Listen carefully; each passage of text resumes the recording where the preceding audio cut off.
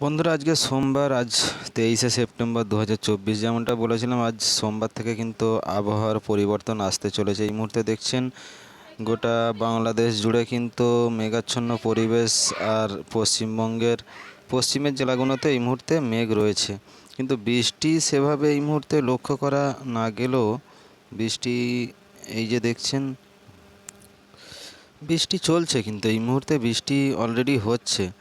ওই পশ্চিমবঙ্গের হুগলি জেলাতে, এদিকে পশ্চিম মেদিনীপুর, দুই মেদিনীপুর জুড়ে, আর এইদিকে আরামবাগ, বর্ধমান, এদিকে কিন্তু বৃষ্টি এই মুহূর্তে অলরেডি হচ্ছে। আর মুর্শিদাবাদও বেশ খানিকটা, মহেশপুরের দিকে লক্ষ্য করা যাচ্ছে।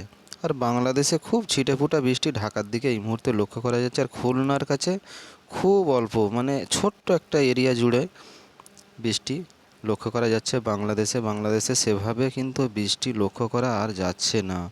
কোস্টাল ডিস্ট্রিক্টে একদম সেন্ট মার্টিন এই দিকটাই, মহেশখালীর দিকে খুব হালকা পাতলা, বাংলাদেশের মহেশখালী এদিকটাই খুব হালকা পাতলা। এছাড়া বাংলাদেশ জুড়ে কিন্তু এই মুহূর্তে পরিষ্কার রয়েছে, বৃষ্টি সেভাবে হচ্ছে না, যেহেতু বাংলাদেশে এই মুহূর্তে মেঘ রয়েছে। তবে বাংলাদেশের বাসিন্দার আপনাদের মন খারাপ করার দরকার নেই, বৃষ্টি কিন্তু আমরা দক্ষিণবঙ্গের বাংলাদেশে পেতে চলেছি।